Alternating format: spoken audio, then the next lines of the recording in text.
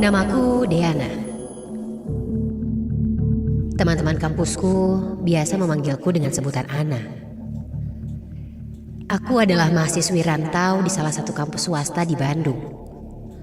Waktu itu, aku sempat lama mencari kos-kosan untuk tempat tinggalku. Tidak ada yang pas.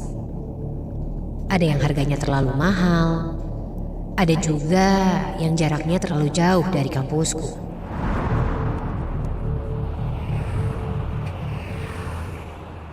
Sampai akhirnya setelah berkeliling mencari, aku mendapatkan kosan yang menurutku lumayan untuk tempat tinggalku. Tidak begitu besar, tidak begitu kecil.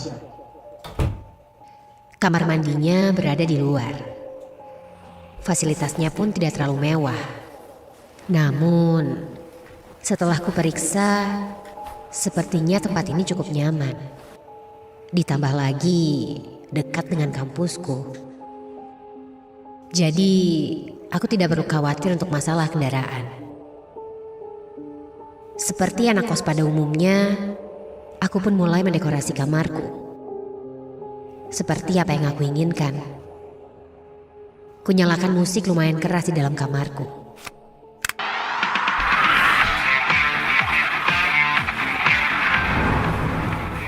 Dengan luas kamar yang kurang lebih 4x6, aku mulai mendekor. Singkat cerita, kamar kosanku ini sudah seperti kamarku di rumah. Aku memajang beberapa foto-fotoku dan beberapa gambar lukisan di dinding. Aku menyimpan lemari baju di dekat pintu dan beberapa meja untuk tempatku belajar di sebelah lemari. Oh iya, kamarku ini tidak memiliki jendela sama sekali. Hanya terdapat ventilasi udara saja. Maklumlah, namanya juga kosan sederhana. Awalnya, kosanku ini terasa nyaman-nyaman saja. Tapi, pada suatu malam, hari ketika aku di kos-kosan itu, aku merasakan ada yang ganjil. Tidak seperti biasanya, hawa di kamarku itu terasa panas, membuat badanku bercucuran keringat. Aku mencoba untuk tidak menghiraukannya dan terus berpikir positif. Mungkin panas seperti ini karena di luar sedang mau hujan. Aku masih merasakan panas. Rasanya gerah sekali di dalam kamarku ini. Membuatku tidak tenang, namun aku harus memaksakan untuk tidur. Apalagi besok aku harus masuk kelas pagi. Ketika aku mencoba untuk tidur, telapak kakiku terasa dingin. Nafasku sesak dan aku tidak bisa menggerakkan badanku. Aku mencoba untuk mengeluarkan suara, namun tidak bisa. Ada apa ini? Pikirku dalam hati.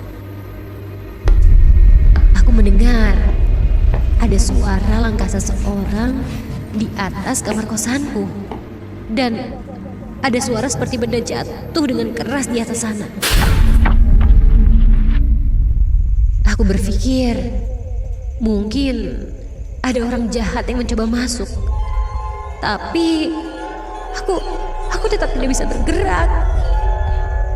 Nafasku juga terasa mulai sesak. Badanku berkeringat dan astaga, aku mendengar ada suara tertawa, tapi sangat kecil dan terasa jauh sekali. Tetapi aku mendengarnya sangat jelas, seperti berbisik kecil di telingaku. Apa aku ketindihan ya? Tanyaku dalam hati. Aku mencoba terus untuk menggerakkan badanku ini. Konon katanya, kalau sedang ketindihan setan, kita bisa mencoba untuk menggerakkan jempol kaki kiri terlebih dahulu. Aku terus berdoa dalam hati dan mencoba menggerakkan jempol kakiku itu. Di satu sisi, aku mendengar suara pintu kamarku yang terbuka, tapi tidak terbuka sama sekali. Saking takutnya, aku menutup mataku dan terus berdoa. Akhirnya, malam itu pun terlewati. Aku terus berpikir, apakah ada hantu di kamarku ini? Tidak seperti biasanya, aku terheran. Di pagi harinya, aku bergegas menuju kampus untuk kelas.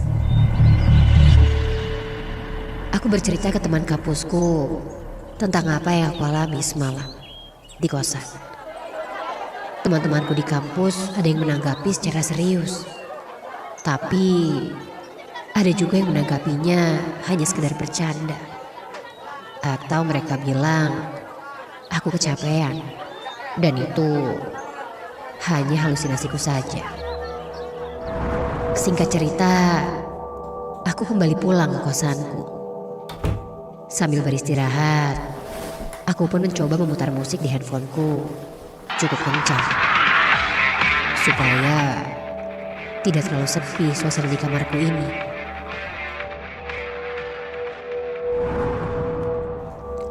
Tanpa mengganti baju dan bersih-bersih, karena hari itu kurasakan sudah cukup lelah, aku pun tertidur lelap di kamar kosanku itu.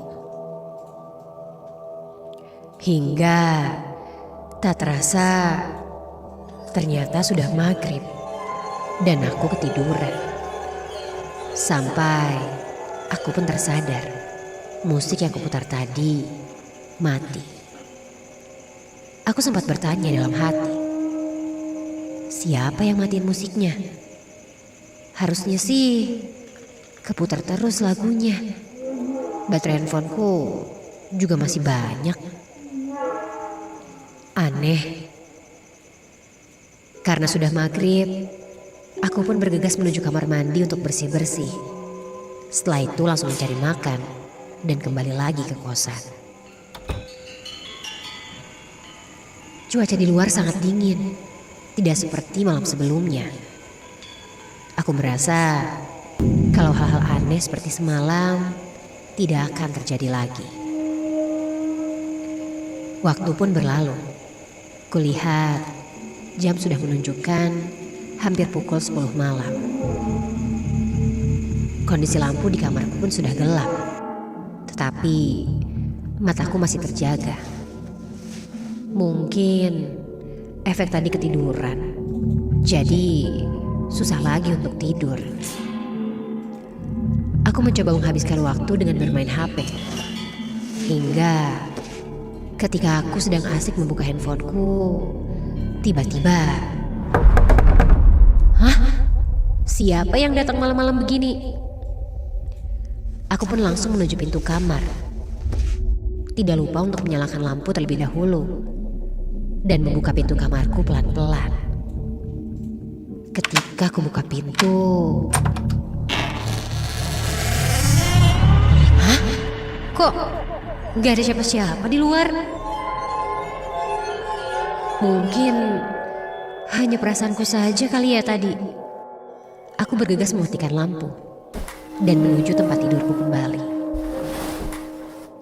Tiba-tiba kamarku terasa dingin.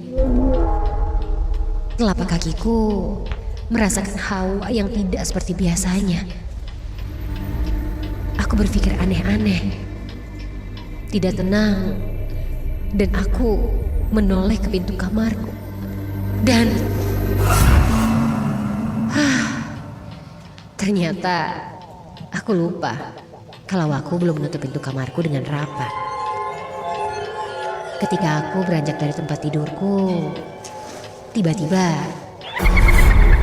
terdengar suara tertawa kecil yang membuat bulu kuduku merinding. Sesegera mungkin aku menutup dan mengunci pintu kamarku itu. Dan ketika aku menoleh ke belakang, astaga!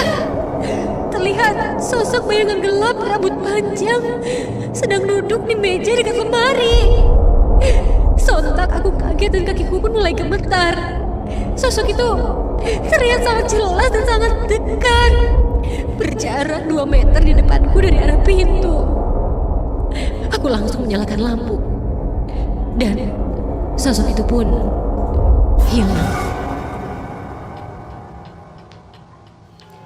Aku menjadi tidak tenang. Mungkin itu cuma hayalanku saja. Ketika aku mencoba mematikan lampu, tiba-tiba... Ya Tuhan! Sosok itu sudah berada tepat di depan mataku. Rambutnya panjang dan tercium aroma bau busuk seperti bau bangkai. Badannya terlihat sangat kurus. Matanya berwarna merah dengan mulut menganga.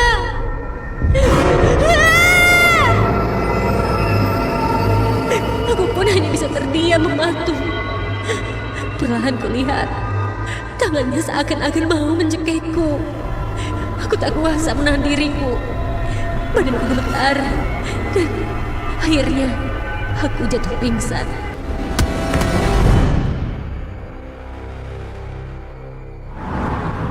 Keesokan harinya, aku baru sadarkan diri sekitar jam 10 pagi. Aku terbangun dan tergeletak di bawah lantai. Karena takut kejadian itu terjadi lagi padaku, aku berniat untuk pindah dari kosan ini. Tapi sebelumnya, aku sempat berpikir, kenapa aku bisa diganggu oleh hantu di kosan ini?